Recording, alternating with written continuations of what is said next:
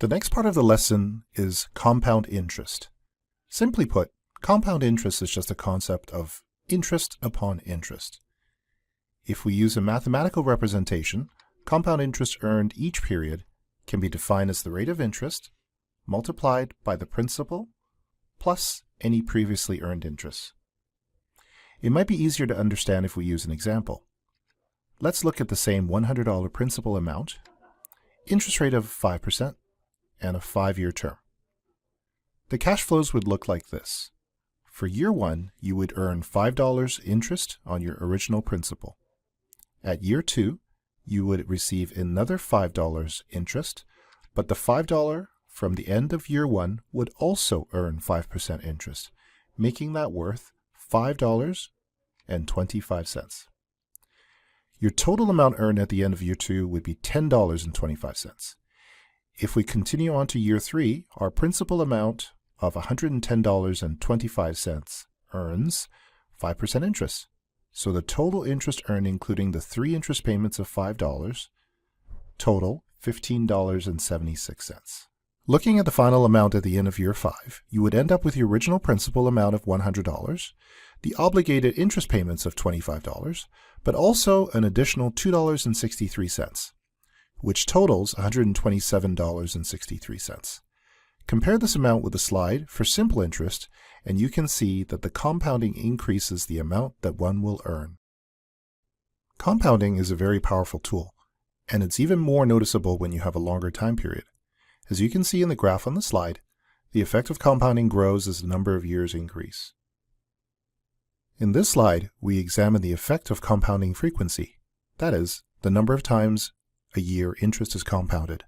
If interest is compounded semi-annually, twice a year, you will earn more interest. The reason that this concept is important will be discussed in greater detail when we talk about yields in the Fixed Income Fundamentals course. In order to help cement your understanding of compound interest, we've created this handy spreadsheet so you can see how the calculation can be done using Excel. First of all, let's use the same numbers as we did in the earlier example. PV is $100 today, interest rate of 5%, and a term of 5 years. Then we can start populating the table.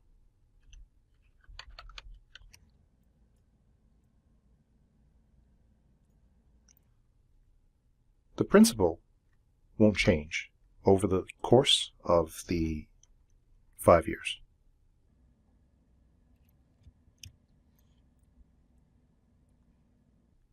The interest payment starting in year 1 is simply the interest rate multiplied by the PV, which is $5.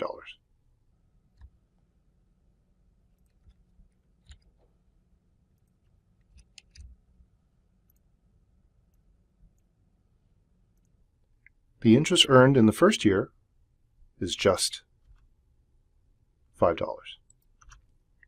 So the future value in 1 year's time would be the principal plus the total amount of interest earned over that year. In year 2,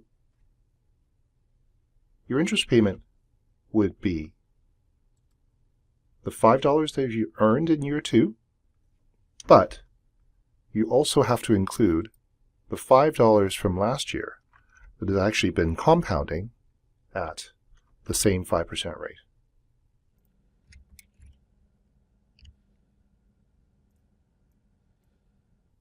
So your total future value in 2 years' time is $110.25, which is the same as we've shown in the earlier example. If we fill the calculation over, you'll see that the number in year 5 of $127.63 is exactly the same as we had on the slide. We could also do this quickly by using the formula.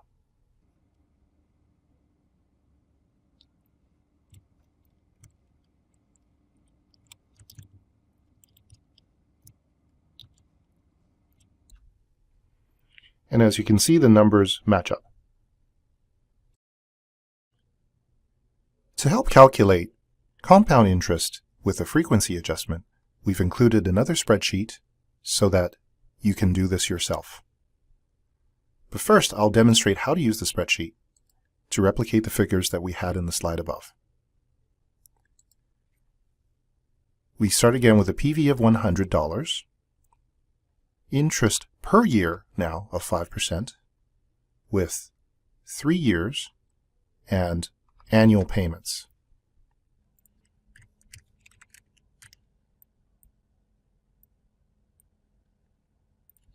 The principal throughout the life of the bond will be the same.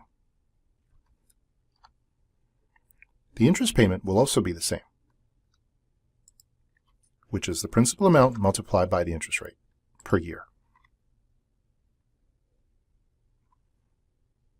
However, in order to adjust for the frequency, we need to then divide it by the number of payments per year.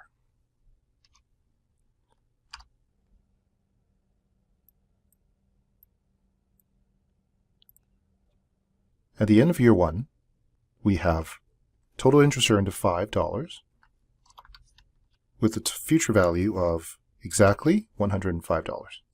That's the principal plus the amount of the total interest earned.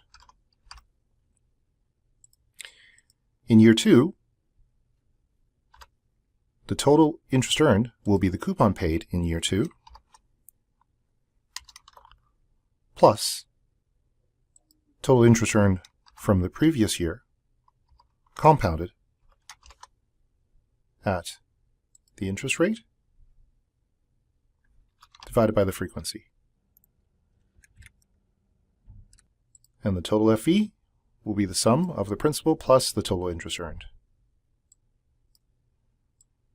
If we extend this out, we'll see that the number of 115.76 is exactly the same as we've had in the slide previous. Now, if we include the frequency adjustment, as we do here, by changing F from 1 to 2, first of all, we need to recreate more periods. In this case, it will be 6 periods as a compound semi-annually.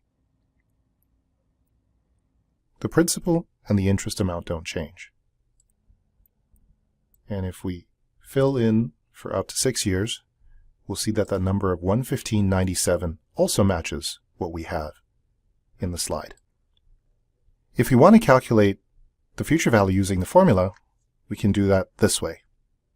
Formula would be the PV multiplied by 1 plus the rate of interest divided by the number of compounding periods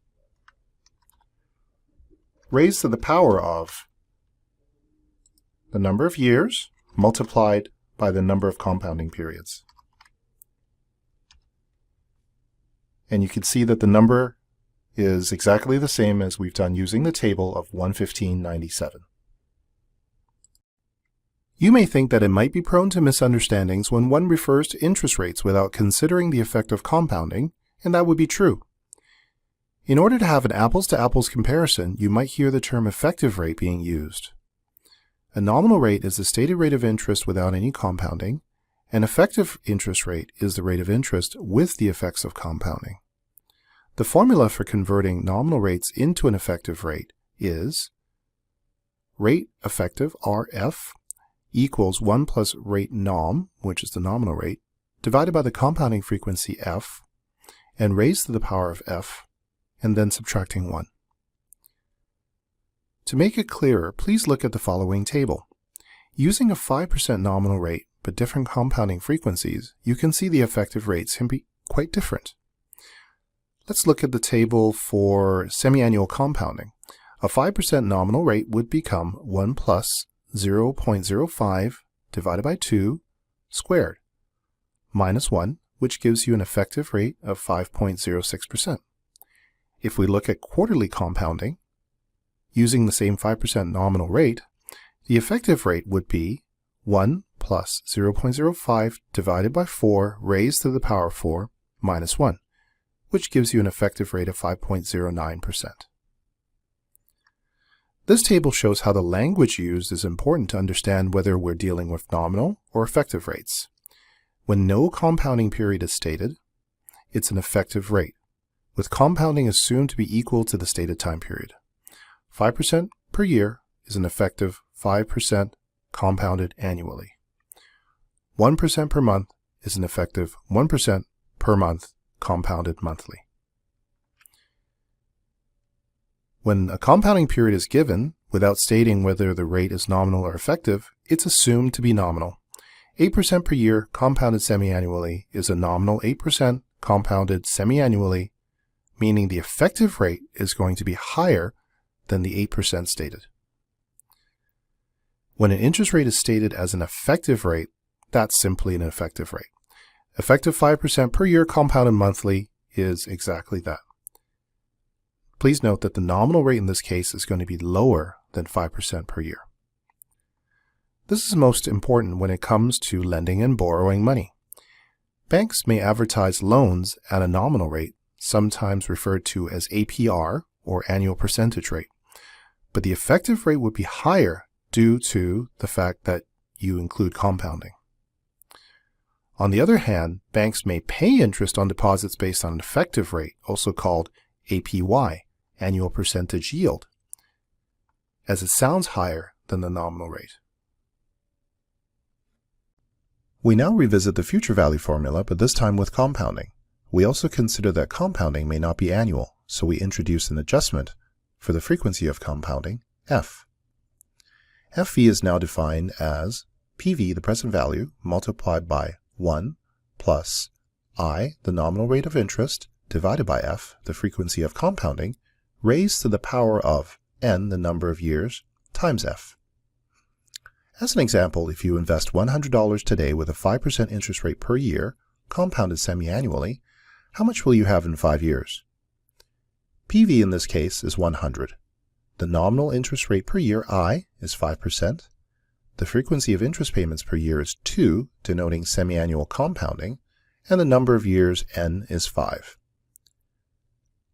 Plugging in the variables and solving for FV, we get an answer of $128.01. Rearranging so that we can solve for present value, we get the formula PV equals FV divided by 1 plus I over F raised to the power of n times F.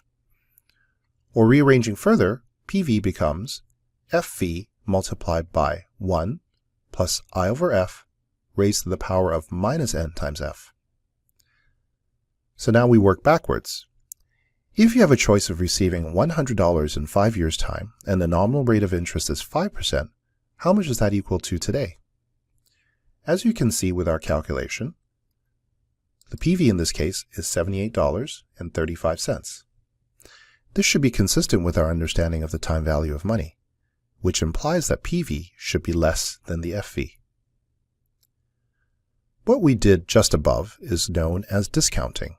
In other words, reducing future cash flows to their value currently. Using the same example that we did above, the present value PV of $78.35 is also known as the discounted value. The 5% interest can be referred to as the discount rate or the internal rate of return, IRR. And finally, the term 1 plus I over F raised to the power of minus n times F, or 0.7835, is known as the discount factor. This concept will be very important when we look at how we price a bond.